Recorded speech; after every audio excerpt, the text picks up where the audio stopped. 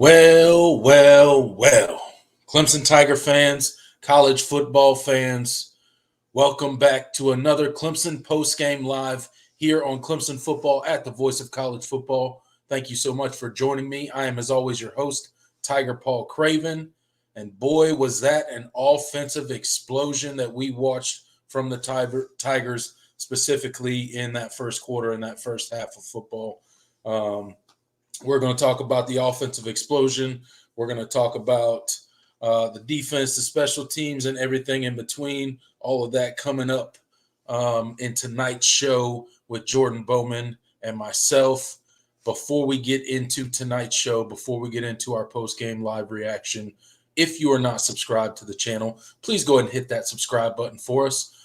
Me and Jordan do a post-game live video immediately following every single Clemson game during the season. We also do the All-In Show every Wednesday at 8 p.m. It's our weekly show where we break down the matchup before, talk Clemson football, talk college football, and preview the matchup coming up. We also do it throughout the offseason. So consider subscribing, consider joining us for that weekly show. And as always, we have the Super Chat feature available if you would like to support the show in that way. And without further ado, I'm going to bring on my co-host, Jordan Bowman. Jordan, how you doing tonight, man? Good, man. Just kind of at a loss for words in a lot of respects for what we just saw. But man, it was a refreshing.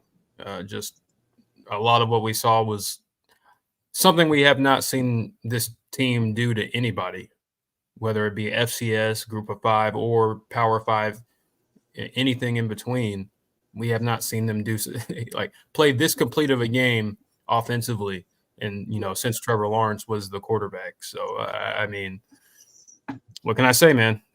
You literally a record-setting performance. So I'll take it. And our prediction, this is the second week in a row that you and I, both of our predictions were way off. Completely wrong. But we're much happier to be way off on this one than we were last week. So, hey, man, a lot to talk about, a lot of positives. Wasn't a perfect game by any means, but really everything you wanted to see and more coming into this game to feel, good about the season moving forward. So can't wait to get into it.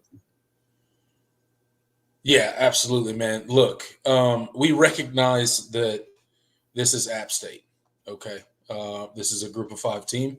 Clemson went in there and did exactly what you should do to a Group of Five team if you are a legitimate, Power Four team now, right? But at the end of the day, like you said, Jordan, we have not seen an offensive explosion from this Clemson Tiger team that even remotely looked anything close to what we saw today in 3+ seasons.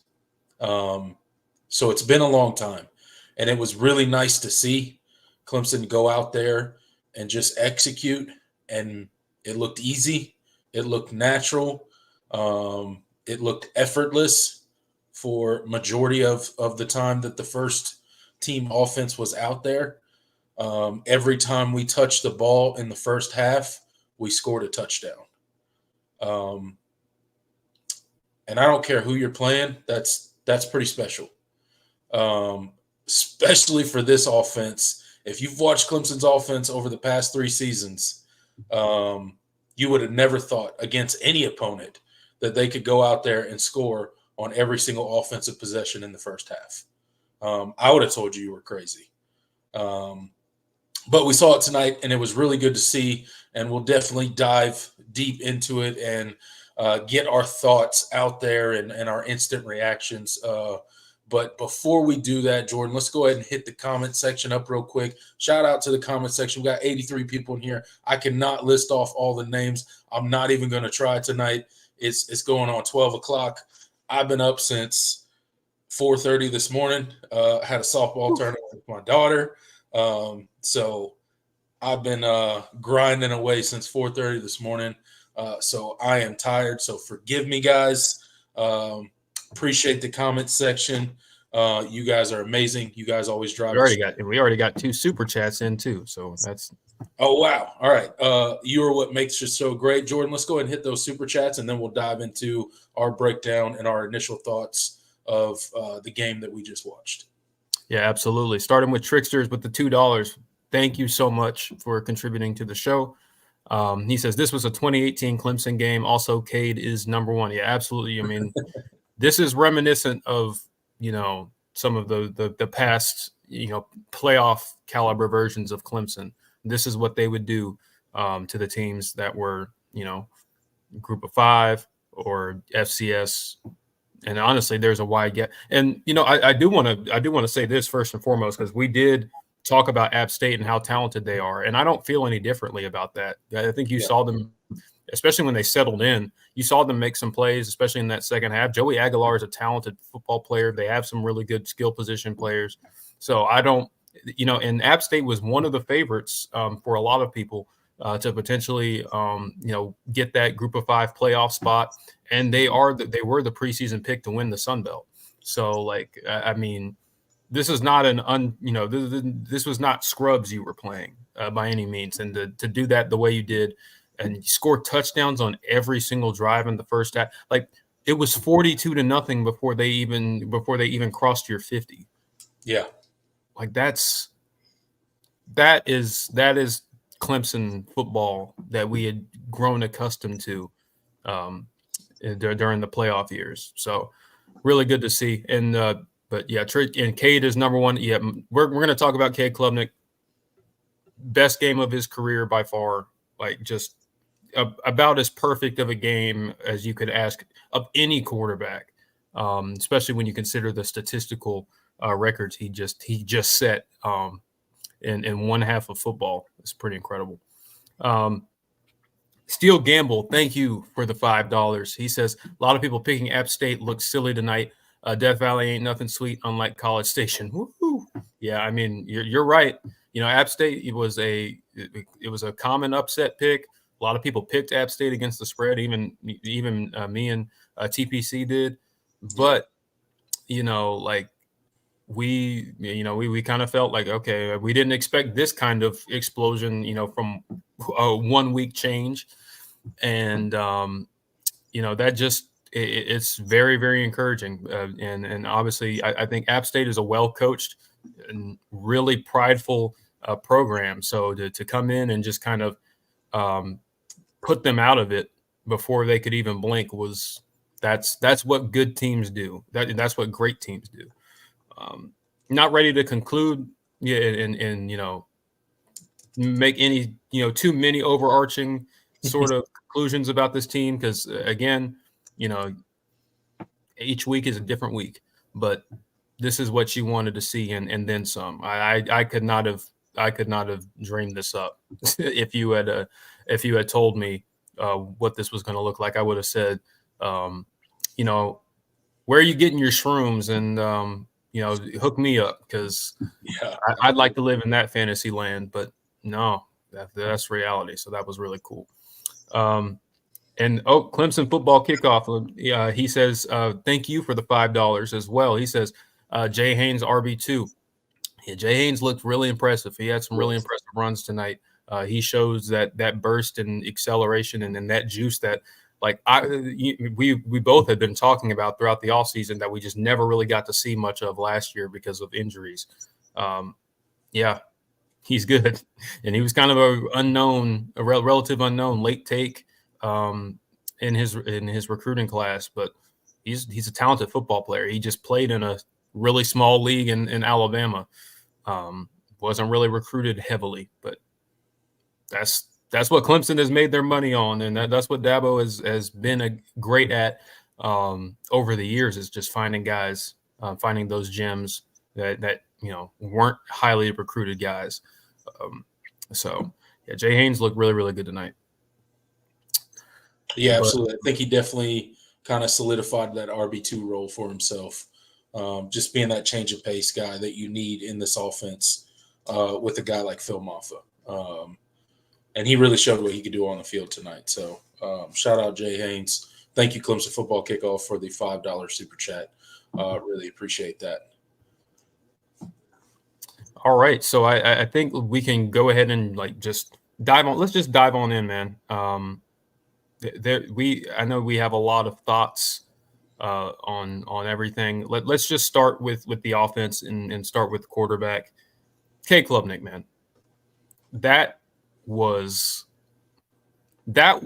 Texas Westlake K. Klubnik Yep. personified, like everything that you saw from him in high school. That was just effortless gunslinging, just completely fearless. Like that was the Cade Klubnik that you thought you were getting coming out of high school. That is the best half of football in Clemson history, statistically. Yes. That's pretty hard to wrap your head around when you consider the players that Clemson has had. Not even just in the past 10 years, but just over the years. Like, Clemson has had some really, really talented quarterbacks throughout its history, and none of them touched what A. Klubnik just did. Right. And look, I think it's crazy to think about that, right?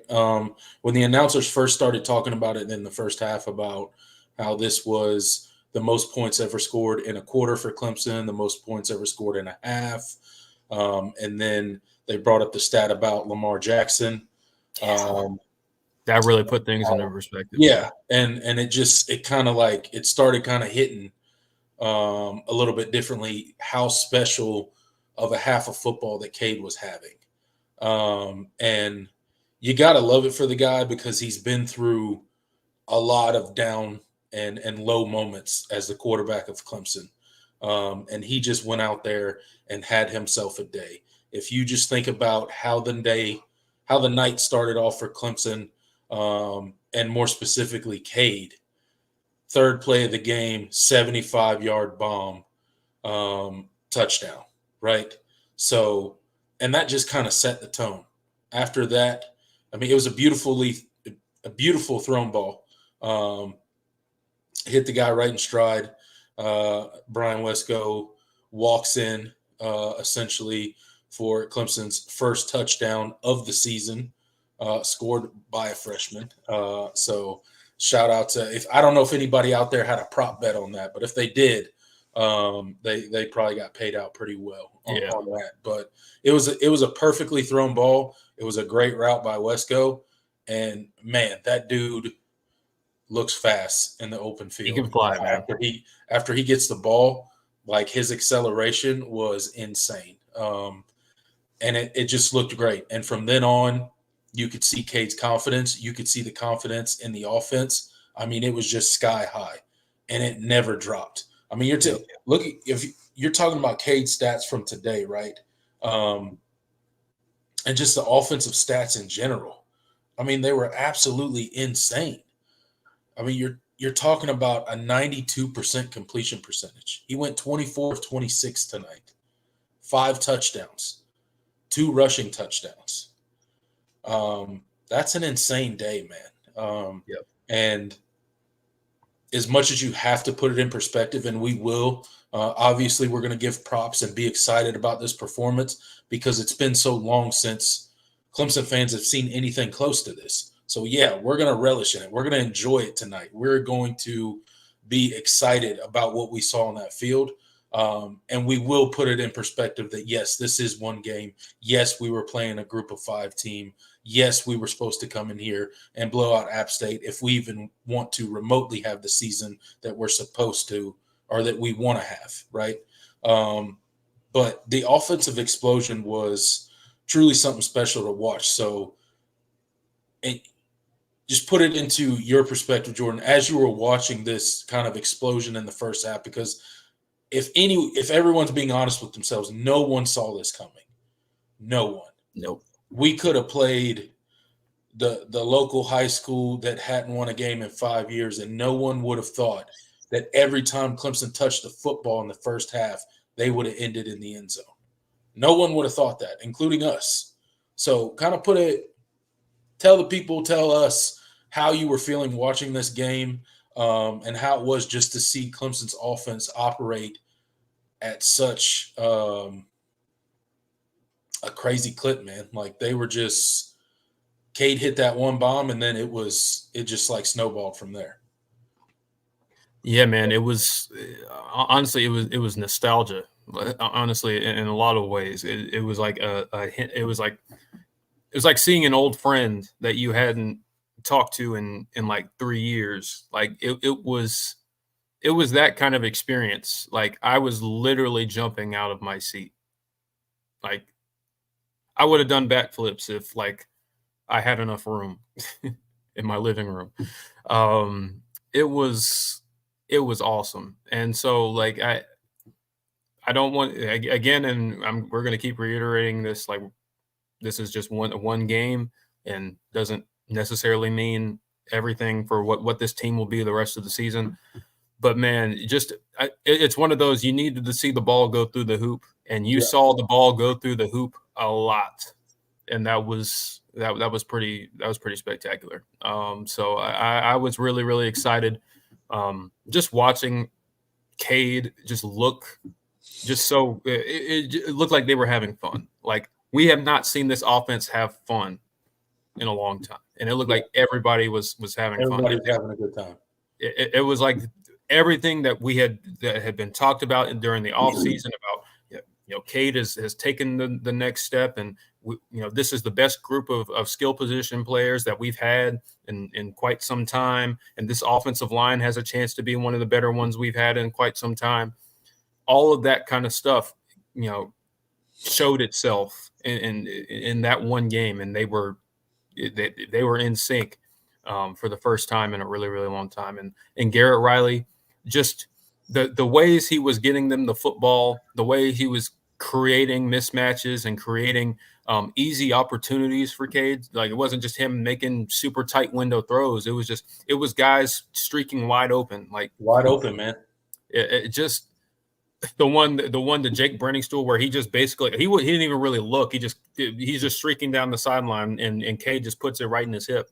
Like that, like I thought he was going to drop it for a second. Yeah, me too. I was like, oh man, that's it right there. But no, it just looked so easy, and we have not seen offense look easy in a long time. So that was pretty cool. Yeah, I mean, it was pretty awesome to watch from my perspective. I mean, kind of going back to our thoughts in the preview that we did last night on the game, and kind of, I asked you the question and answered the same question myself of, what would a successful day look like for the Clemson offense? Well, they far exceeded anything that we listed off. But one of the things that I did mention was, hey, I would really like to see a competent downfield passing game. That would be great. And then I think the other thing that I said was something to the effect of, I just want it to look easy for Clemson. Like for once, I just want it to them to go out there and establish a rhythm and be able to operate with tempo, and just look like they've done it before. I said something to that effect. Well, they exceeded those expectations exponentially tonight. And it was great to see Cade finally, I think for the first time in his career as a Clemson quarterback, truly look confident. And other than we haven't seen that other than the ACC championship game when he came in DJ, right. But truly look confident and look like, okay, yeah, this is his offense. These are his guys. They're looking to him. They're feeding off of his energy. And he truly looked like that guy out there tonight. So shout out to Cade. I'm sure he's going to enjoy it. There's a bye week coming this week. But obviously they'll have to get back to work. NC State's coming to town right after this bye week. So no real time to, take a break and enjoy it too long. You got to get back to work. You got to grind that away. But just to put into perspective, the first half that this Clemson offense had, 525 yards of total offense, 378 yards passing. Cade was 24 of 26, 14.5 yards average per pass. 147 yards rushing. That'll do. That'll do in 15 minutes of time of possession. Every time they touched the ball, they scored a touchdown. And it looked easy. It looked natural. They were 6 of 6 on third down. They were perfect on third down in that first half. Everything looked natural. Everything looked easy. The offense looked like it flowed. It looked like it made sense. And frankly, I think the big difference was, to your point, there were playmakers out there just making plays, right? People were open. Mm-hmm. Yeah, Cade made some great throws, taking nothing away from Cade. He had an amazing night. You don't throw 92% completion percentage and not have a great night. I don't care who you're playing. But those receivers, man, Brian Wesco, hey, he's a dude, man. Like, yep. The real deal. Antonio Williams, we already knew. Yeah. But he just reminds you every single game he goes out there, he reminds you, hey, I'm still here, right? He needs to hold on to that damn punt, though. I had flashbacks to a game that we won't mention by name. Let's not talk about that game, okay? Yeah, let's not talk about that. But yeah, TJ Moore had a couple nice catches. And he was probably down, to be fair. Yeah, he probably was. There wasn't a camera angle that was going to put him down, but yeah, he was probably down. But whatever. TJ Moore got into the end zone. Brenningstool had himself a day. It was good to see that. It was just playmaker after playmaker. Maffa flashed a little bit of speed. Everybody talks about Maffa being the bruiser, the big heavy back to just, rattle the linebackers' heads. But hey, he showed a little speed today. He outran the way he outran that safety. Nobody that's 6'2", 230 pounds should move the way that Phil Maffa does. I'm trying to tell you, man. And we knew this. You can think he's had runs like this in the past. I remember the run he had against Florida State. Of his freshman year, that one he really showed off his speed. The one against the opening touchdown against Notre Dame last year, he just separated from everybody. Yes. That's the Phil Maffa that we wanted to see, and he didn't get a ton of opportunities last week. And so,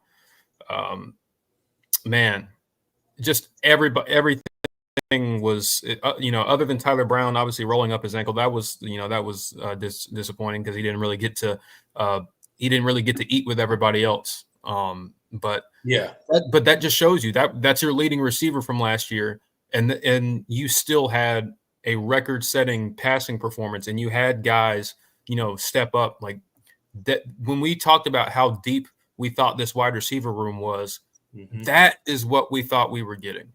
Right. That is what we thought we were getting. And I think Dabo obviously he was a man of his word when he said things were going to change with how the rotation, especially at wide receiver. Yeah. And you saw the results. And I think the good thing is that you made those changes, but then the guys that got less snaps, the Adam Randalls, the Cole Turners, they had good plays in this game. Cole Turner had a couple. Had a couple of really nice plays. I saw Adam Randall. His snap count went down. I saw him blocking his ass off. I saw him make a couple of tough catches. That's good. I think those two have utility in this offense in spots. But it's obvious you have difference makers ahead of them, and you played them, and you saw everything just kind of open up. Yeah. So I think it was the rotation was definitely complete 180 from what we saw against Georgia, and the result was a complete 180 as well. Yeah. And you could just see the dynamic ability of some of those guys, man. And when they're out there on the field together, that's not fun, man. That's not fun for a defensive back group to try to, take care of, especially a group like App State. They're physically, they're overmatched already. because they don't have nearly the talent that Clemson has on their roster. So they're already at a complete disadvantage. And then you put all those guys on the field at the same time, and you saw the results of that. You had guys running wide open, and Cade was playing, just basically pitch and catch at that point. I do want to shout out Cade, though, for sure, about his deep ball tonight. It was great. His deep ball was much better, completely 180. Still had he had one underthrow. He did. But he had one, but it drew a pass interference on the shout out play. to Antonio Williams for going to get that ball or trying to go get that ball to draw that flag. Yeah, that's going to be a flag every day of the week if the receiver goes back and attempts to get the ball. That's exactly what Antonio Williams did. 15-yard penalty comes out, and a badly thrown ball turns into a positive play because of the penalty. So shout out to Antonio Williams for that heads-up play. But outside of that one, pretty much every other throw that Cade made was, as far as deep balls goes, were right in stride. I mean, you think about that first one he threw to Wesco, right in stride, right? So his deep ball was much better tonight. We beat him up about it in the first game, so you got to give him love in the second game when he comes out and obviously makes the correction and has a much better day throwing the deep ball. Absolutely. And before we talk about some other things, I see you guys talking about it in the chat. We do want to say rest in peace to DeAndre Overton. I mean, obviously, I'm sure everybody knows by now, but unfortunately, he was shot and killed last night. Former Clemson wide receiver. Absolutely tragic event. And two-time national champion, captain in 2019. He was playing with the Memphis. I forget the name of the team in the UFL. Yeah, man, I got really emotional when they showed them like at the top of the hill, and they let our two number 14s run down the hill first, and there was kind of a moment of silence after the cannon, and they're like nobody after they went down. Yeah, that was beautiful. Man. I thought they did a really, really good job, just kind of honoring him, and that was that had me tearing up a little bit. Yeah, I mean I think that was super special of Clemson to honor DeAndre in that way. And I mean, it's just, you hate to hear about, the passing of anyone, but the circumstances surrounding it, and, it just makes it, that much worse. And then you factor in how young he was and, how much potential he had and the life he had to live ahead of him and all of that stuff. It's tough, man. But I think Clemson did a really great job of just honoring him before that game, and showing him and his family love, and how important he was to the Clemson community when he was there. Yeah, absolutely. And another thing that they did a really good job. Somebody put, I don't know who did it, but on his plaque on Tiger Walk, flowers and balloons, and then Clemson, and then Dabo during Tiger Walk, he went down and he stopped at DeAndre Overton's plaque and blew him a kiss and had a moment of silence. That was that one got me too. Man. So rest in peace, Dre. Yeah. Clemson prayers family to, and prayers prayers to family, friends. Yeah, absolutely. Former teammates. It was heartbreaking, seeing all the responses and reactions on social media. It was a lot, and just shocking, and very, very tragic. But we will forever remember him, national champion. I remember his 3-touchdown performance against Boston College. That was really, really cool. I think he holds the record for most touchdown catches, along with like Justin Ross, Artavis Scott, a few other Clemson receivers. But Yeah. Yeah, he's in the Clemson record books, and he also caught Trevor Lawrence's first touchdown pass. He did. As a Clemson Tiger. So, yeah. And what was that against Texas A&M? No, it wasn't. That people always say that T. Higgins caught his first. That was Trevor Lawrence's first touchdown pass against a Power 5. But the week before we had played. You're right. Oh man, what I don't remember who was it. Some nobody school that year. Yeah, I'm blanking right now. I know who it was, but he did catch Trevor Lawrence's first official touchdown pass as a Clemson Tiger, so that's really cool. Yeah, that's awesome. What a night for Clemson's offense to suddenly seemingly resurrect themselves. Absolutely, it was. Tater King got me. It was Furman. I knew it was one of the in-state FCS schools. I didn't want to say which. I couldn't remember which one.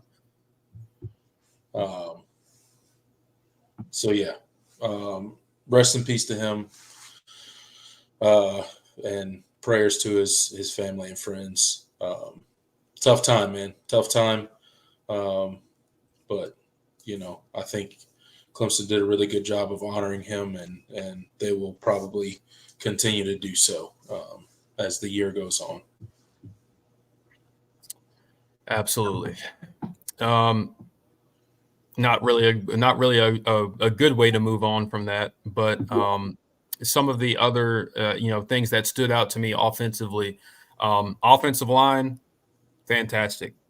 One of the things that we had talked about in the pregame is like we wanted to see that same physicality you saw against Georgia and that want to against Georgia. You wanted to see that against App State too, and I thought you saw that, especially the first team offensive line.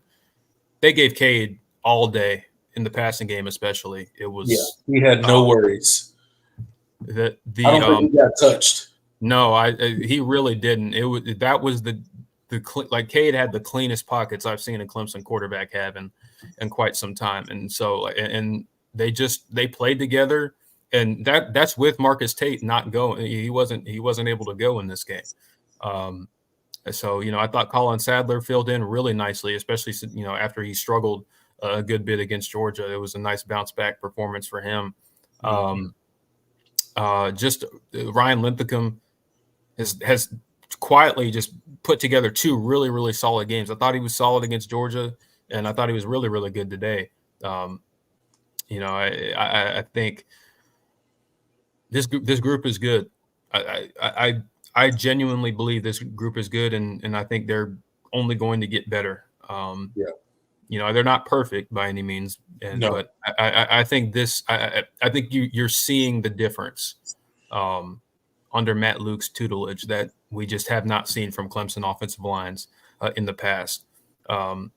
Just really, really, I think the pass to Antonio Williams, the touchdown pass to Antonio Williams was just like Cade sat there he had all the time in the world for that play to develop. Like that's the kind of those are the kind of things you want to see. Just really, really, really happy with the offensive line play. And it was cool to see. And also the backup running backs, Jay Haynes, David Ajumame. He looked good out there. He looked fast. He looks good. Good to see those guys get out there. But, the O-line looked great, man. They looked really good. They are obviously improved. Matt Luke has had an effect on that room, and they look significantly better than they did last year. Now, we'll see how they shape out as the season goes on. I think we'll need to keep health on our side because I do think some of the depth there is not where those first 5 guys are, right? Yeah. But it's exciting to see the improvement along the offensive line so early in the season. And I think, with health on their side, if they stay healthy, they're only going to improve as the season goes on, right? So I think they'll continue to be better. They just seem like they have a different intensity out there this season. And I'm pretty sure that comes from Matt Luke and the way that he approaches the game with his energy and his accountability and the way that he kind of challenges those guys. You can definitely see the change on the field in that offensive line. And that's pretty special, I think. But running back is, man, we got some dudes at running back, dude. Like, I know, we got Phil Maffa, and he's the guy. He's going to be RB1 all season. He's going to get the bulk of the carries. But Clemson fans got a reason to be excited about the future at running back because some of those guys came out and flashed tonight. And I know they're young and they still got some growth and some things to learn and some things to improve on. But I think the future is bright at that position. I was really happy to see some of those young guys get out there and get some opportunities. Yeah, absolutely. And that was really exciting to see. Josh Sapp had a really nice catch at tight end. Olsen Pat Henry had a couple of nice catches. It was good to see the tight ends get Jake Brenningstool obviously had a really, really nice day, but it was nice to see some of the other tight ends get involved. And, we've already talked about Brian Wesco. Shout out to TJ Moore for getting his first career touchdown as well. Really, really well-designed play, just motioned him out, got him and got him isolated on an inside route. And he had all the leverage in the world to run it in. It wasn't even an overly complicated play, but it's stuff like that we have not seen this offense be able to execute consistently. And like, the middle of the field was open for the first time, this year. And, we've talked about that, for multiple seasons about how Clemson doesn't utilize the middle of the field enough, and it's too much, verticals, down the hashes and down the sideline, and not utilizing that big part of the field, and because it definitely wasn't open. There were opportunities against Georgia, but you didn't really take them. And that was that was another big difference. And so I thought Cade spread the ball to multiple parts of the field and showed that he could hit to multiple parts of the field. And that was, that's what we've wanted to see from this offense. And it changes everything about how defensive coordinators in the future will play you. Because now that you've put this on tape that, hey, we are going to utilize the middle of the field. Hey, we are going to throw it deep and test your DBs. There's not going to be as much guys teams kind of loading up against the run and daring you to throw and you just playing timid, because I feel like you have the playmakers to make them pay for that. This was everything you could have asked for from the offense, and more. Yeah, no, certainly. Another thing I wanted to kind of mention and shout out before we move on from the offense is perimeter blocking. It was much better. Yeah, it was much better. I liked what I saw out there, perimeter blocking. A lot more effort. And that's really what it is as a wide receiver, blocking out in space, right? It's pretty much all effort and just a tiny little bit of technique and stuff like that. But the effort out there was much better tonight. Yeah. And part of that was everything was going well and everybody was having a good time and all of that stuff. But I got to shout those dudes out because they did a really good job out there, perimeter blocking for the most part tonight, especially when we were trying to get things swing passes and things like that out on the edge. They did a really good job. Didn't always work, but there was good effort out there with the blocking, I think. I'm with you. And that's what we wanted to see. That's probably the biggest thing other than explosive plays that they've lacked from the wide receivers in particular. So absolutely. Any other things that stood out to you offensively? No, not really. I think we hit on everything. It was good to see the backup quarterbacks get in there, right? Yeah. Good to see Vizina get out there. He likes running the ball, maybe a little too much. Yeah. Hey, I mean, he can run, and that's something that I put out a tweet. I said, this is the first time really in Chris's career that he's gotten to showcase his legs. That's something he did a lot of in high school, because he did not have a very good offensive line, and a lot of the plays he made in high school was him making plays off schedule. But also it's some designed quarterback run stuff too. He can run. He's a good athlete. And so I think you saw that. I think that touchdown run he had, really, really well designed play. I loved that play call on that fourth down. But you saw his wheels, and of course he also had that long run earlier in the drive. Like he's going to be, once he settles in as a pocket passer, like you see the talent, and you see why Clemson liked him so much out of high school. So I love his ability to run. I just think sometimes he pulls it down a little too quickly. Yeah, he likes running, which is a good thing, and it's a good skill to have. And it was nice to see the return of the quarterback run for Clemson tonight. Something that's been a staple of that offense for a while, and a staple of most offenses. Most offenses do a little bit of quarterback run if they have anybody athletic back there. It was good to see him. I think he made some really good play. He made some really good throws too. Shout out to him. That one to Cole Turner on the sideline over there. That was a great throw. Great. That's the Cole Turner that we thought we were getting in the before the season. That's the athlete. Like when he's not having to think. Cole Turner in particular, like they did. He had a really nice catch on the sideline, like really nice snag. Like it wasn't a great ball by Cade, but he went up and got it on that out route. Obviously the big play from Vizina, but then they also ran a little reverse with him.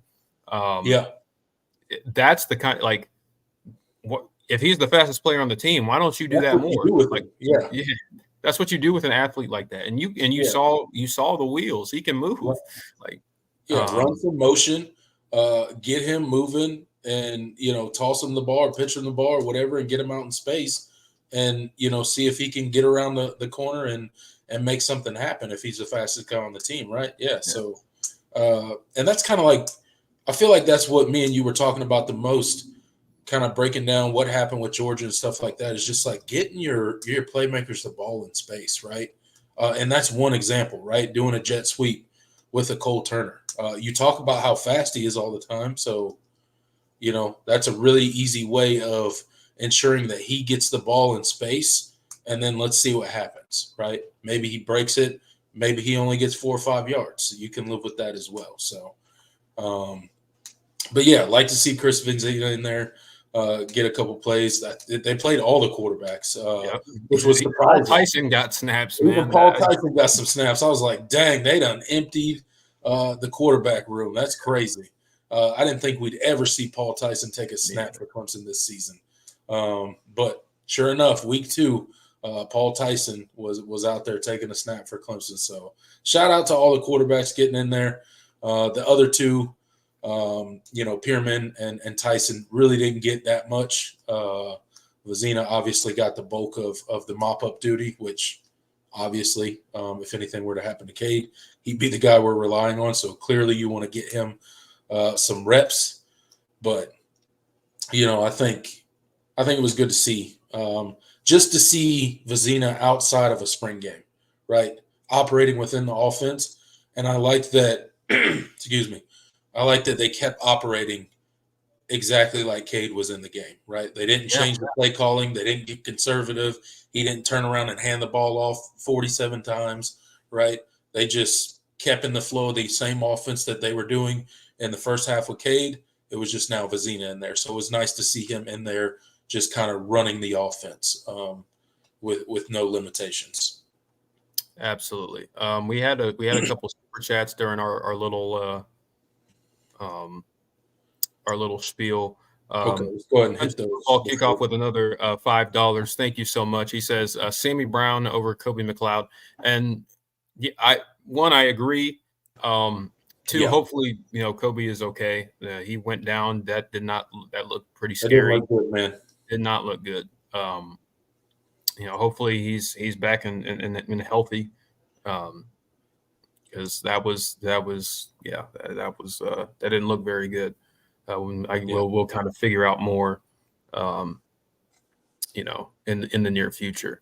And then Tyler Moore, thank you for the $5 super chat. He says Cade puts his mouthpiece in on run plays and leaves it out on pass. And you know what's funny? Someone mentioned that last week. Somebody mentioned that last week. Somebody mentioned that, and I made a mental note to I should watch for that, and I completely forgot. So I need to do that.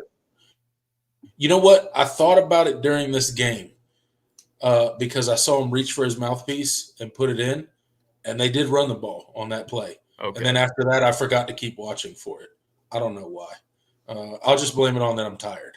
But I really got to, when we go back and watch the game, we got to key in on that. Yeah. I got to see if that's – because that's how two people that have said it. So there's got to be something to it. And I do know the one time that I did watch tonight, he did take his mouthpiece out and put it in, or up from his face mask up here, put it in his mouth, and it was a run play. So that's something that, man, you got to be able to, key in on that. Clemson should know that. They should have already picked that up. Yeah, I mean, I would think that's something that somebody would bring to their attention if that's something that's actually they got 97 coaches. They got 97 coaches in college football, right? And that should be an obvious tell too. That'd be something if a coach knows what they're doing. That's something they would pick up on during film study. But I don't know. Maybe they're okay with it. I don't know. But yeah. John Sarius said maybe Cade's playing 4D chess. And maybe that is something that they are into. Listen, in college football, with especially with everything, maybe they're just trying to set somebody up, dude. Yeah, I mean, with everything that teams do to kind of get a leg up in terms of, I don't want them to know what I'm running, and I want to keep them on their toes. Maybe it is an intentional thing, and that's something that maybe they want teams to pick up on, so that they can break those tendencies later. I don't know. It's possible. All right. Somebody said we need to tell Dabo. Dabo was in here last night. So. Yeah, Dabo was in here last night. So, I don't know if he's coming back, but he's probably tired.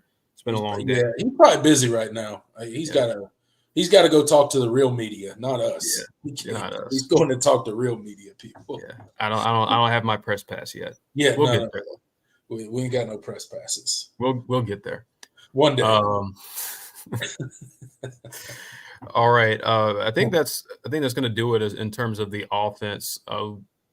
Defensively, it was okay. It was what it was. I think your first team defense played really, really well. They didn't really have to. There wasn't a whole lot of pressure on them, and it was 42-0 before you could even blink. Right. And I thought you played a lot of young guys. They made a lot of mistakes, and they, kind of contributed to the 20 points. But obviously, I'm not really alarmed by it in any way, because I picked App State to score 17, so I thought they would get plays, get some plays off anyway.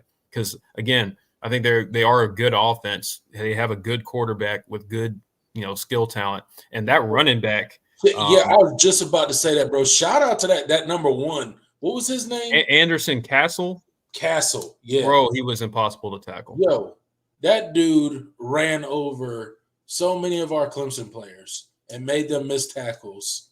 It was crazy. That dude was – look, hey, shout out to him. I just pulled up he's 6'2", 220. So, I mean, he was a low. Okay, but that makes sense. He's a local kid, too. He's from Boone. So, yeah, he was running over guys. He was a load tonight. He was making some Clemson attempts at tackling him look silly at times. Yeah. even our boy Sammy Brown got by Castle. A couple of times, yeah. And Sammy Brown, he led the team in tackles today. So, Yeah. he was a good tackler on the day, but even then, like if that Castle kid, yeah, he's going to be a problem for teams. That's a guy any team would want on their roster because he's tough to bring down, and he's surprisingly explosive for a guy his size. Yeah, if you're playing App State this year, you better be watching Castle, dude. That dude's gonna make your defense not want to tackle come the fourth quarter because he's relentless. I guess is the best way to describe that guy. He is relentless. Yeah. So, not too many complaints. I thought you saw a lot of the depth of the defensive line. Stephylan Green, I thought had probably the best day. He was just somebody mentioned him in here already. Talking extremely about disruptive. It's going to be a problem. And if you know me, that's my guy in the 23 class. Like I've been beating this Stephylan Green drum forever. So that was really, really cool to see. DBs thought, a lot of your young guys cut their teeth. And they had some rough moments. Brandon Strozer had a couple of misses. He got a couple times. He got a few times. To Voight Fagan, he got a pass interference. Like he got caught. He tried to say it wasn't, but even he didn't believe that wasn't. Yeah, no, that was very clear. He had him by the arm. Like, yeah, you can't do that. Shelton Lewis should have had a pick six, honestly, earlier. In the first quarter. Yeah, that's why he's a DB though. Yeah, that's why he's a DB and not a receiver. Yeah, Terrell just plays with that same fire he always does. I thought he had a nice day. So yeah, I thought you saw the talent of your young corners. Ashton Hampton, man. Hey, you see that dude? You see him on the screen and you're just like, how is this dude a freshman? He don't look like it, man. He's so long, man. Like, his size out there for a corner he looks crazy. He looks like he has an NFL body like now. Like I'm like, bro, how did he wasn't even like that highly recruited coming out of it was a Clemson Florida State battle at the end, but man, like it's like that's a 5-star to me, the way he looks. No, yeah, for sure. I don't know how he was a low 4-star. That he's good. A lot of young guys though, man. Ricardo Jones was out there. Yep, Ricardo Jones. You saw a lot of your young safeties out there. Colin Griffin, he had a couple of nice moments, couple of rough moments to be expected. Sherrod Coble got a lot. Sherrod Coble, he had Sherrod Coble. I thought played really well, especially coming down and tackling, which is something he's always been. Coming out of high school, like he's like that. And I can't wait to see more of him because he's just had a tough time staying healthy. Yeah, I really liked him before he got injured last year. I was really excited about kind of the trajectory that he was on. Dabo even mentioned that he was going to start the week that he tore his ACL. Yep. And then just, unfortunately that happens. And then you go through a whole year of rehab and now he's back. But it was good to see him back out there. Looks like he's comfortable. Looks like he's confident in the knee. No issues there. How about our boy Ronan Hannafin out there, man? Yeah, getting a little play out there at DB. Yeah, that was something. He had a couple of misses. Obviously this was a new change for him. And in high school, he played defense, but he played linebacker. So it was kind of an adjustment. Obviously at the college level, being 6'1", 218, it's not ideal linebacker size. So, DB was probably, and he's a good enough athlete. So, it was interesting to kind of see him out there. And I think he played with a lot of enthusiasm. I think he's going to be a really good, really good at it. Once they only switched him over like a month ago. So, he's kind of just out there. It wasn't a permanent thing until this. It wasn't a permanent thing until this past week. They had been, he had played a couple, he had played a little bit on both sides throughout the month, but it was, they didn't formally make the change until this week. So it was, now, just seeing it'll be cool to see him kind of get more comfortable within the defense. He had a couple of moments where he was just completely out of position, but that's to be expected. Just he has not been playing that position long, and we're really ever, because again he played linebacker in high school, and so it'll be cool to see his progression. And but I thought you saw what we used to see from Clemson teams of old. We got to see our young guys come in during these blowout type games and get in and make plays, make mistakes, but it was good, valuable snaps. Like that's something that we've been missing.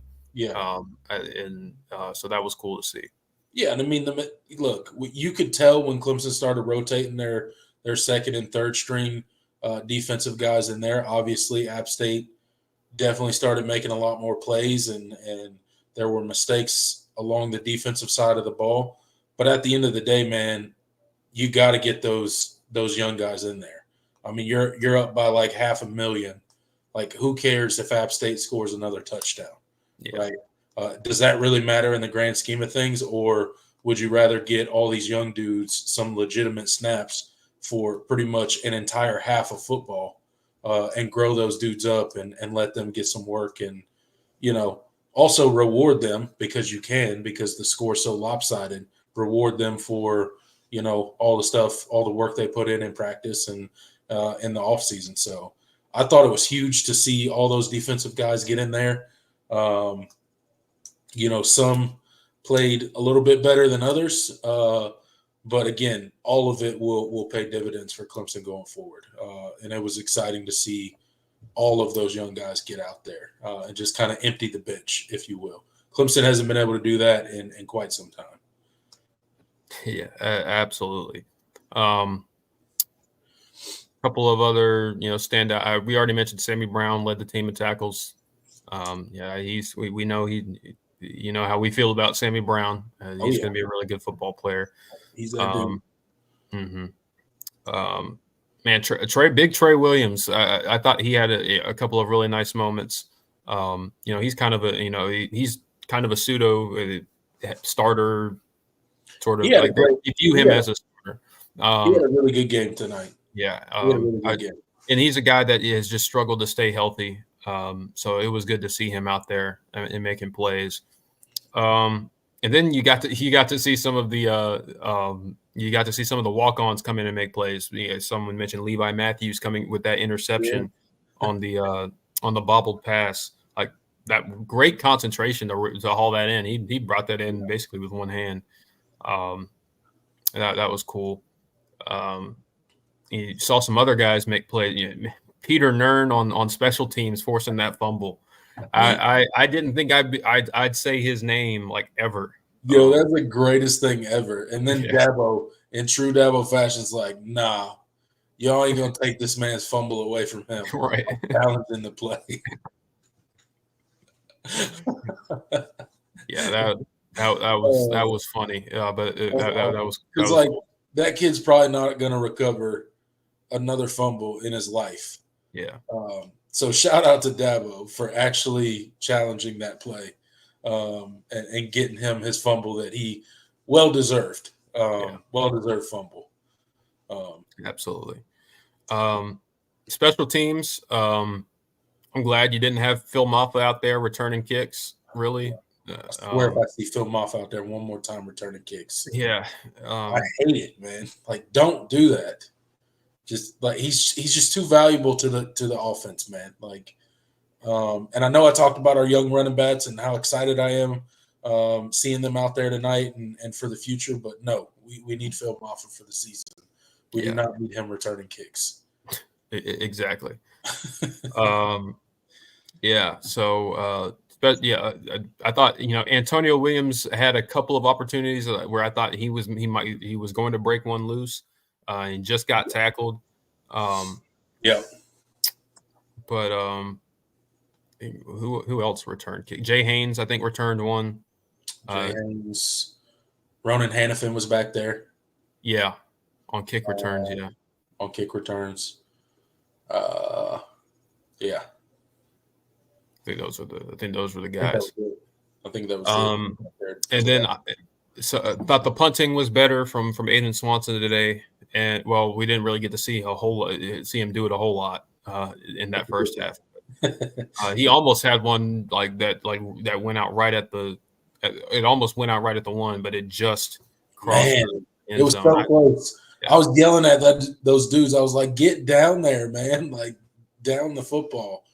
But they didn't make it. They didn't make it.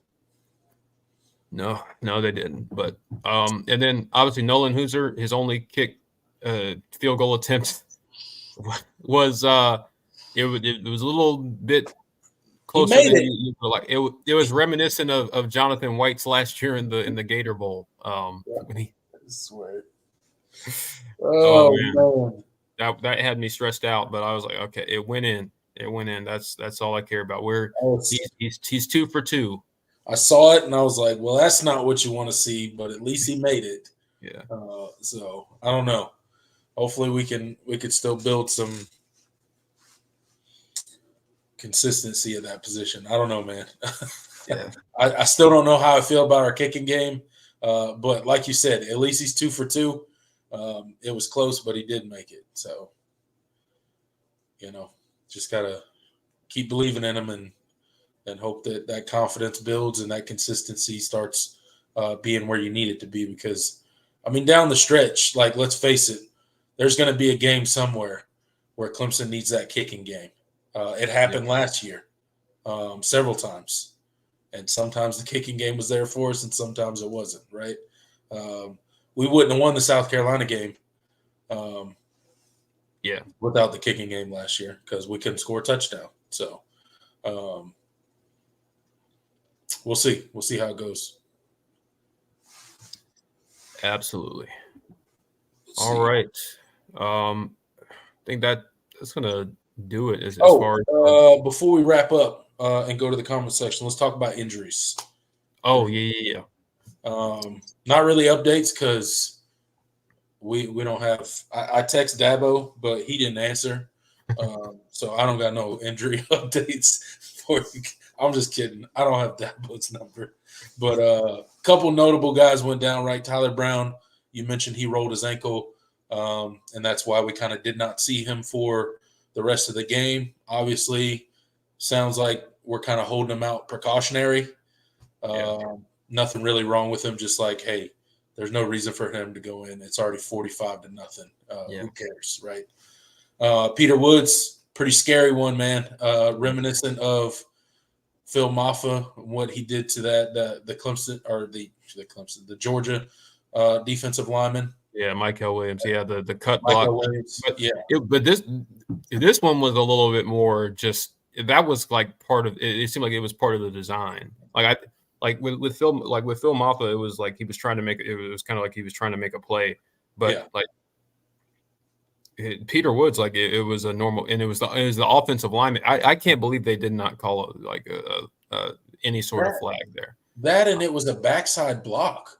Like the play was going the other way. Like you didn't have to cut. Why are you diving at his knee? Get in his way. All you got to do is get in his way. It's a backside block. Like you don't have to drive him anywhere. Just get in his way and slow him down, and the play's going to be out in front of him, and he's not going to catch up to it. Like I didn't understand that cut at all. I think it was ridiculous. I think it definitely should have been called. But I did see Peter Woods on the sideline with a knee brace on, but he was still in pads. He was still, he's walking around. He seemed fine. Excuse me, relative to what I could see. So hopefully he's okay. We already mentioned Kobe McLeod. Hopefully he's okay. His leg injury looked like possibly a knee, looked a little bit more serious, obviously, than what Peter Woods was dealing with. So hopefully he's okay.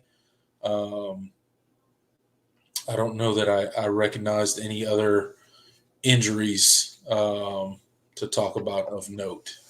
Did you mention Kobe McLeod? Yeah, Kobe McLeod. Yeah, you did. His looks, I don't know. That's probably the least promising one. Yeah. As far as hopefully it looked worse than it actually is. Yeah. But yeah, you other than that, I think you're at least you're from your core guys. It seems like you're going to be mostly okay. And of course, it's great to have this bye week because Marcus Tate gives Marcus Tate time to get back healthy. You're going to need him. Definitely going to need him. And no doubt about it. Whatever the severity of Peter Woods and Tyler Brown's injuries are, it'll give them plenty of time to work. Yeah, at least they get an extra week to kind of heal it up, get some of that soft tissue stuff, go into the training room, let them work their magic, and get those guys back. A little early to have a bye week, but everybody gets 2 bye weeks this year, so I think it comes at a pretty good time for Clemson. And we'll see. We'll see how it goes. Yes, we will. All right. I think that's going to do it for our thoughts. And now we want to hear from you guys. Turn it to the people. Yep. Let's hang out with the people for a little bit. It's getting late, so it's probably not going to be as long as we typically like to go. But I do want to hit a few because that's the part of the show that we always look forward to, and we always want to try to get to and get your guys' comments and questions. And of course, if you want to make sure that your comment or question is read, the super chat feature is available. I have a couple starred already. Clemson football kickoff. He says big 90 in reference to Stephen Green is going to be a problem. Absolutely, man. He's behind some really talented players right now, but you're going to see him get in the game more and more. I think he is a load, and just extreme. Did you see what he did to that offensive lineman on that one play? Dude, and then just like smack the quarterback. And the power that this group of defensive tackles has, like just the heavy-handedness, I think is some of the best that Clemson has had collectively. It's crazy, man. It's you already have DeMonte Capehart and Peter Woods have. You imagine you're sitting there, right, and like DeMonte Capehart and freaking what's his name? Dang, we were just talking about him. Peter Woods or Trey Williams or Trey Williams. Yeah. So you got DeMonte Capehart and Trey Williams in there just destroying you on every single play. And then they rotate out and you're like, oh, finally. Yeah. And then some freaking dude named Stephen Green shows up and just absolutely destroys you and throws you back into your quarterback and then basically sacks your quarterback with one hand. It's got to be pretty demoralizing, I would assume, as an offensive lineman. Because there's just no break. You saw their offensive line get worn down. The more man, it's just like throwing guys out there. It's just one dude after the next, and you're like, man, where'd they get all these people? Yeah, they're especially the 2 guards and the centers, man. They're fighting for their life out there. Yep, and that's not even mentioning Peyton Page, and we'll see Vic Burley get in there more and more. Yep. Man. This is a really good defensive line, folks. I mean, but you guys already knew that. Yeah.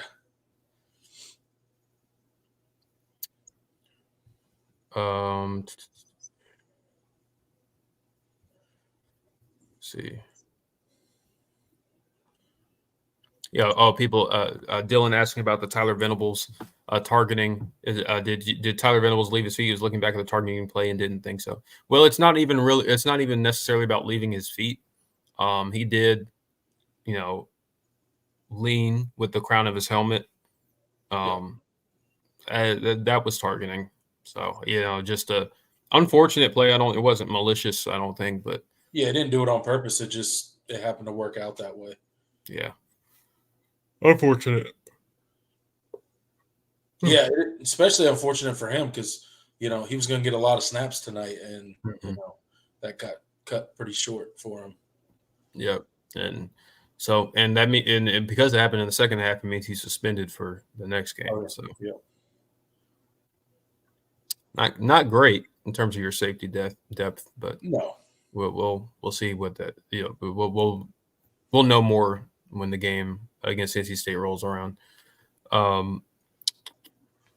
Clemson football kickoff says Ricardo Jones already got a pick. Yeah, that was cool to see. That great awareness by him on that little double pass that they tried to do. Yeah, I love the Avatar Clemson football Oh kickoff. yeah, I just Did noticed you it. just notice which one it Yeah, was when they were talking about the transfer portal stuff on the yeah. broadcast? And it was like 235 transfer portal people in the ACC this year, and then Dabo's over here like guarding a door, looking like a Secret Service Yeah, agent, like zero, no that's entry. pretty. That's pretty That's funny. yeah, it's funny. I like it.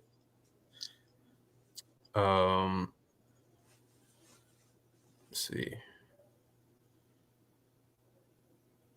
Yeah, John Sarian said, never expected the App State game to get to the point where we learn players' names for the first time, like Nern. I actually knew about Peter Nern beforehand somehow. I'm not gonna lie, I did not know Peter Nern's name before tonight. I did, but for funny reasons, but I won't say why on here. But I was aware of Peter Nern beforehand, but I do try to know the most of the walk-ons anyway. But Yeah, Peter Nern I know for pretty funny reasons. I missed this start comment.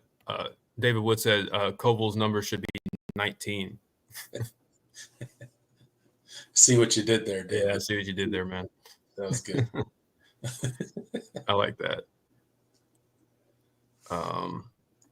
See people talking about Andrew Makuba. Yeah, he had a really good game today for Texas. Balled out for Texas. Balled out for Texas. But hey, I mean that's not a surprise to me. We know how talented he is. Yeah.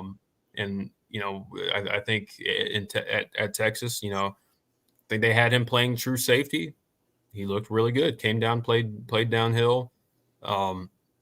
He had a lot of opportunities, and he was making some really, really big plays for them. So, That's what he's always been good at, man. Yeah, Attacking downhill, run support. So happy for him. Absolutely. Yeah, absolutely.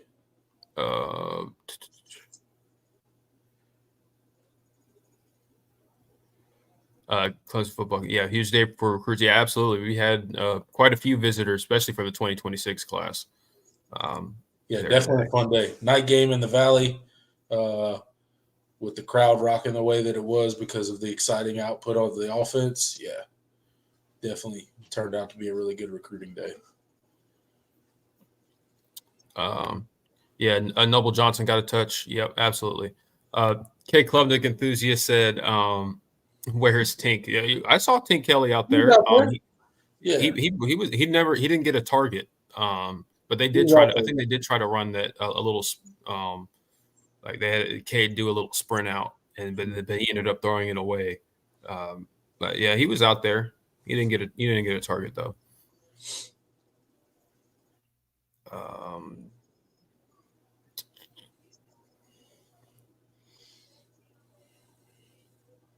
David asks, "Can we interview Sherrod Kohler or Stephon Gray?" It would take. It would take a lot because you have to get to interview current players. You have to get approved, and then you have through the SID. Like it's a whole process. That'd be and you have to. It's hard to get approved from that. I know people that do Clemson media for a living that can't get some of these players for interviews. So you kind of have to know the right people. And unfortunately, I don't know enough of the right people. I don't think. I could try, but I don't know any of the right people. Getting former players, I think, is something more attainable for us. So, and that's something we definitely want to do in the near future. Yes. Tiggs asks, how much of a change do you think we'll have in the rankings? Probably not too much. Yeah. Which and it shouldn't be much, honestly. Yeah, I don't think.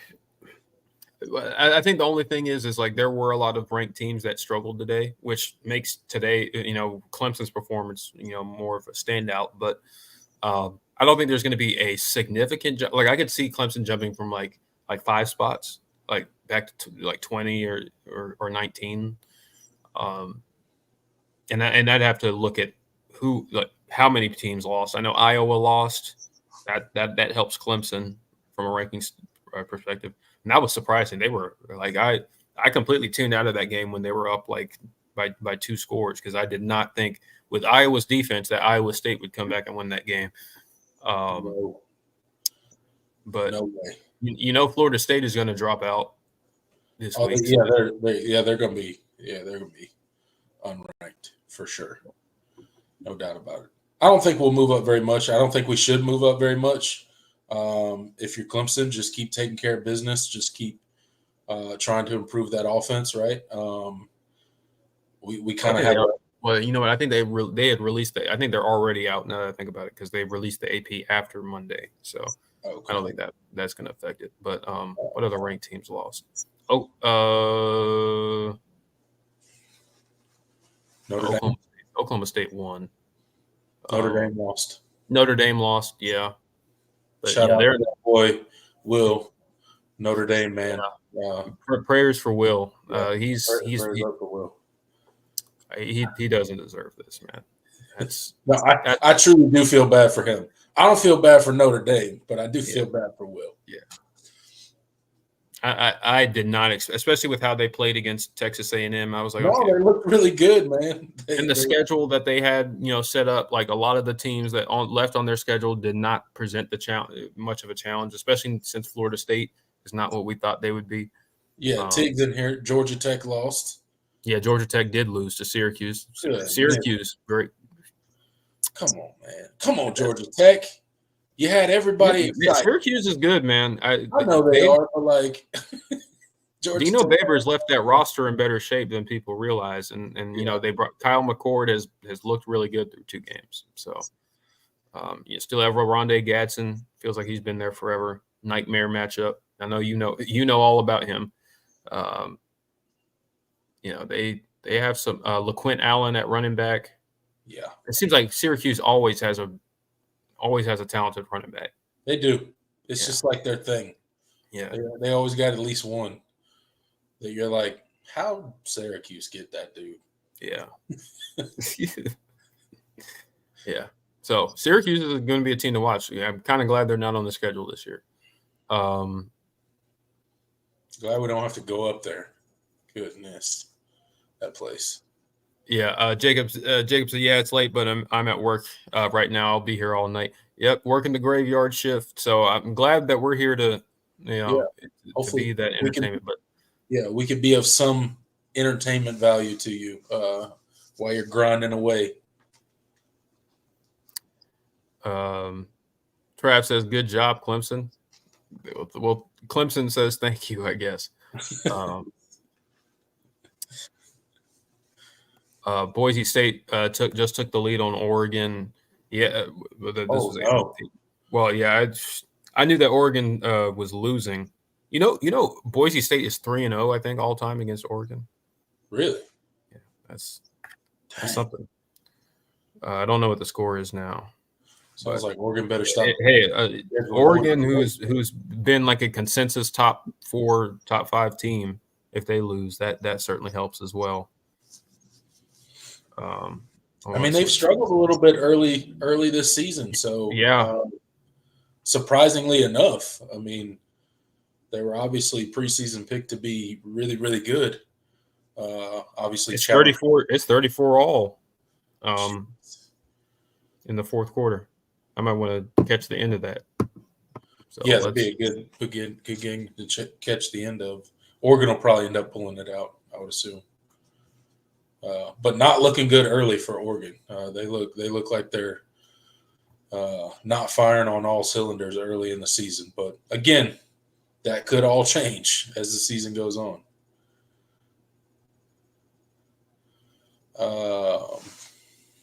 Kansas lost as well. Yeah, they did. Michigan, of course, losing, which that didn't surprise me. Anybody that thought that Michigan was going to be at that same level with all the talent they lost from last year and losing their coach. Talent, it's the change in coaching and that too. Yeah, I know you hired Shimon Moore and look, I know he coached in Harbaugh's absence last year, but it's not the same. when you're the guy. It's just different when you're the guy in charge, and everything from a program infrastructure standpoint and day-to-day operations it all falls under you. It's just very different. Yeah. And it's a big job, Yeah. So with a lot of expectations. So I know Michigan. Not that he won't, end up being successful, but there's going to be growing pains, right? Yeah. So to think you're just going to pick up and be last year's Michigan team all over again, that was never going to happen.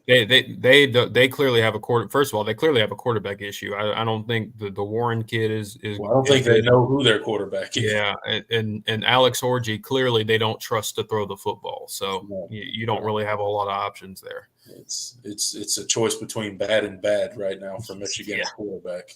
Yeah. So, and they don't have that running back ain't walking through the door anymore. So yeah, I mean Donovan Edwards is really talented, is still really good, but he can't carry that load by himself. And I thought that their offensive line, they have a new offensive line. They lost a lot of talent from last year. Like it's a lot of new pieces on that offense, and so like people just thought they were just gonna go up against a Texas defense with a lot that are just a Texas team that's just flat out more talented from a recruiting standpoint than they are. Yeah, it was that result did not shock me at all. Honestly, and it honestly could have been a lot worse because it was trending that way when it was like 30-7. I thought Texas might score 50. Yeah, it looked like it. Oh, yeah. Thanks. Comment section's reminding us that App State lost too. So we forgot that App State lost. Yeah. Good point. Yeah. Trickster says, "Who is the best team you think we will play on our schedule?" Louisville, I thought looked well. They were kind of struggling for a little bit against Jacksonville State, but they really put it on them. They did. In the fourth, especially in the third and fourth quarter. So I don't know, Louisville, I guess. Toughest team? South Carolina looked good today, especially defensively. So I mean, we'll see. I'm not convinced that offense is any good, but defensively they are much improved from last year. Defensive line really talented. Dylan Stewart. Luke Kennard, not Luke Kennard. That's the guy that played for Duke. I can't remember his first name. They have really talented defensive tackles. Like they have a really good defensive line this year, and they've shown themselves through 2 games. So I don't know. We might that South Carolina game might look differently than we thought. Who knows? I know you don't like to hear that, but they did look good against Kentucky. But again, it's Kentucky, and I thought Brock Vandagriff also played terrible in that game. So how much of it was South Carolina's defense, and how much of it was Kentucky flat out just being bad on offense? I don't know. We need more to see from them. Yeah, whatever. South Carolina's terrible. I'm going to default to that. I'm going to default to that with you. No, they did look better today. I don't know. They couldn't have looked worse than they did. Yeah, against Old Dominion. Yeah, that was they probably should have lost to Old Dominion, if we're being honest. Definitely couldn't have looked worse. So, yeah, they definitely showed improvement this week. We'll see, though. Let's see. Who else has looked good? Virginia. Hey, shout out to Tony Elliott, 2-0. Hey. Got the win over Wake Forest today. Yes. One point win. Absolutely. Shout out to our boy Tony Elliott. Came back and got the win. Off to a good start in Wake Forest, man. So shout out to him, man. He's had a rough go there. Not just with on the field stuff and trying to get that program on the right track, but all the stuff that happened there, and shout out to him, definitely. Good to see him making progress in that program. Yeah, Virginia Tech, obviously not what we thought. 100% not what anyone thought they were. that's what makes it so hard. Like power rating the rest of the schedule is really difficult because we've talked about Florida State not looking good. NC State just got their doors blasted off them by Tennessee tonight. Yeah. There's not an obvious best team right now on your schedule. So I don't know, which makes it even more imperative that 51-10, dude. 51-10, man. 51-10. You believe that? Grayson McCall. Good Lord. He's not good. He's not in the red zone. That was reminiscent of Clemson last year. I was like, oh, yeah. Lord, let me turn this off. Good Lord. It's going to rub off on me again. Like, oh, my gosh. Freaking. Yeah, NC State. Jesus. Why do we do this with NC State every year? Not me personally or you personally. Just like in general. They just because they're not terrible enough to like completely write off, but then and so people always are just like, oh, this might be the year for NC State. Like they're never truly bad, and so people just are always, and that's the red. And whenever they have it, they do have a solid year. Everybody expects them to build on it, and that's when they disappoint you again, and then. They so the cycle continues with that program. Oklahoma struggled today. Oh yeah, they did. Oklahoma State struggled today too. They almost got beat by Arkansas. Yeah, that was a crazy. Arkansas completely gave up that game. Yeah, that's right. Auburn lost to Cal. That was Peyton Thorne. Jesus Christ. Hugh Free. It's a miracle. Like it's a miracle that they're recruiting as well as they are Auburn. Oh man, they are so poorly coached. It's so bad. Good Lord, that's sad, dude. That's sad. How you lose the Cal? I don't know. Hey, shout out to Cal, ACC. Hey, there you go. ACC representing out here. Yeah, and Pitt did come back over Cincinnati. That was pretty crazy. Game-winning field goal. They were down. Yeah, they were down by like 21 points. Yeah, they were down bad. Yeah. So shout out to Narduzzi. I didn't even know Pitt could make a comeback like that. Yeah, I did. They certainly haven't shown that kind of offensive life. Definitely not. Other than 2021. Pitt down by 21, you might as well just shut it off. There ain't no reason to walk it. But not tonight. They came through. John says, yeah, Virginia could beat Maryland next. Maryland looks weak this year. Yeah, I think they lost to Michigan State today at home. So, Jonathan Smith over at Michigan State, that's a brand new coaching staff, and Mike Locksley has been there for a while. So, that is a game I think Virginia absolutely can win. Anthony Calandria, in his second year at quarterback for Virginia,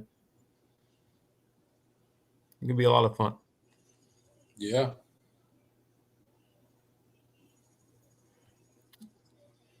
We got a super chat from Black American Made. He says, I think Wesco and Moore deserve the majority snaps.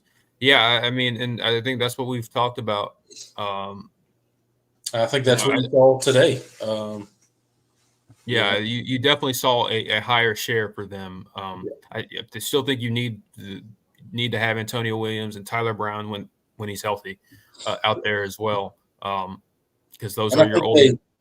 I think they bring more on slowly as the year goes on. I think his role will increase as the season goes on, right? Yeah, and obviously his role is still pretty limited. Yeah, in the offense, which I'm not too upset, but they did give him opportunities, and obviously the opportunity he did get, he scored. So that's there you go. That's all you can ask for, right? So. More incentive to get him out there more. So I think you will see them plenty. But Wesco, he solidified it. He will be playing quote unquote starter snaps from now until he leaves Clemson. But I think he tied the record for fewest games to get to having a 100-yard game. In Clemson history, obviously just his second. He had a 100-yard quarter. Forget the game. Yeah, he had like 120 yards in the first quarter. Yeah. Or 130 maybe. I don't know. Yeah. I don't know what it was. Pretty nuts. Whatever it ended up being. It was 120 plus in one quarter of football, basically. So, yeah, he definitely solidified his spot. But, yeah, let's not forget about Williams and Brown and those dudes too. They need to be out there. Those are our proven guys. And then Wesco obviously can 100% be trusted. And then I think TJ Moore definitely proved himself tonight too. And his role will keep expanding, I think, as he becomes more comfortable with the offense. I think that's really the only thing holding Moore back at this point. Yeah. It's just his grasp over the offense. I don't think he has the whole offense down right now, which is why he's still a little limited.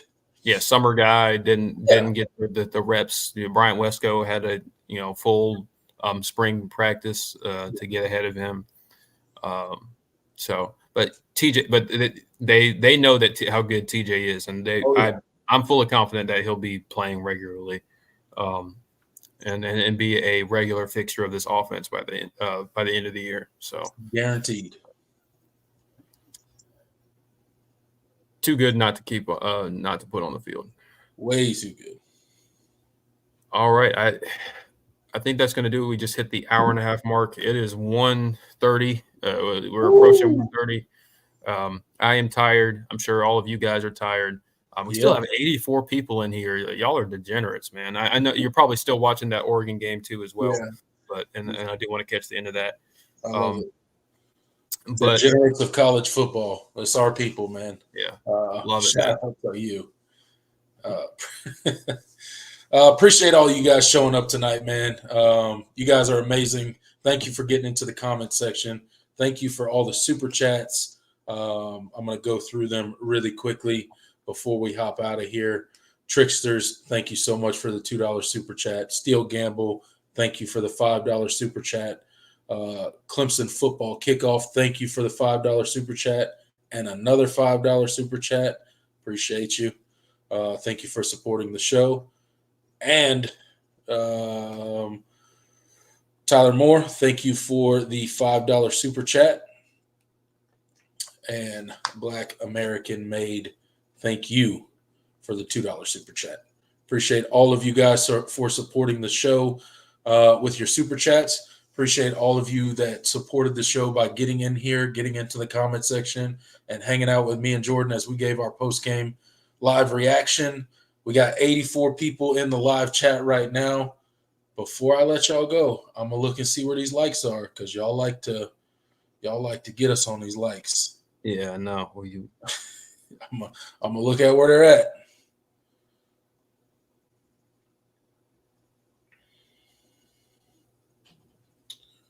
We got 48 likes right now. We got 80 people in the live chat. If you guys on your way out of here, please, please, please just hit that like button on the way out. If you haven't subscribed, consider subscribing. Me and Jordan do these post-game live videos following each Clemson game.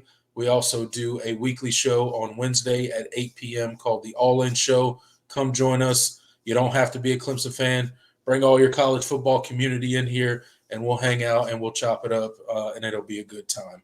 But we will see you Wednesday at 8 p.m. And until then, I'm Tiger Paul Craven. He's Jordan Bowman. Go Tigers. Later, y'all.